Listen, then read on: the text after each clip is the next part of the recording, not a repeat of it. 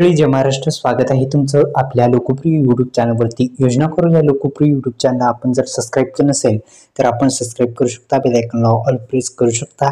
अत्यंत आनंदाची बातमी आहे, नमो शेतकरी महासन्मान निधी योजनेचा हप्ता दुपारपासून वितरणास सुरुवात। संपूर्ण बातमी आपण या व्हिडिओच्या माध्यमातून जाणून घेण्याचा आपण प्रयत्न करू।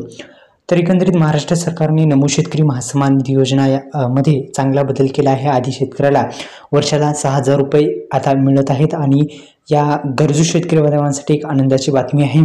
केंद्र सरकारने शेतकऱ्यांना पीएम किसान योजनेतून 6,000 रुपये मिळत असतात आणि आता राज्य आणि केंद्र सरकार मिळून 15,000 रुपये शेतकऱ्यांच्या बँक खात्यामध्ये देण्यात येणार असल्याचं सूचना आता देण्यात आलेल्या आहेत।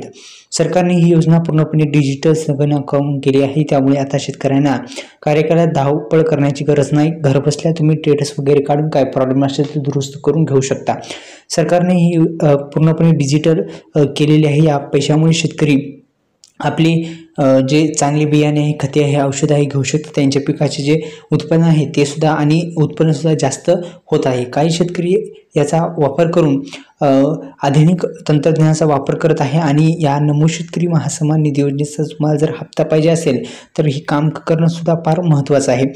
हे जे पैसे आहेत फक्त गरजू आणि पात्र शेतकऱ्यांच्या खात्यामध्ये येत असतात। आता पात्र शेतकरी कोणकोणते आहेत त्याकडे आपण जाऊ। तर ज्या शेतकरी बांधवांना आतापर्यंत नमो शेतकरी महासन्मान निधी योजनेचा 6 हप्ते मिळाले आहेत ते शेतकरी बांधव या पुढच्या 7व्या हप्त्यासाठी पात्र असणार आहे। 7वा हप्ता त्या शेतकरी बांधवांच्या खात्यामध्ये आता जमा होणार आहे असल्याची माहिती आपल्याला समोर आलेली आहे। तर अशा पद्धतीने आता हप्त्याचं वितरण थेट होणार आहे आणि थेट हप्ता आता वितरित होणार असल्याची माहिती आता मिळत आहे।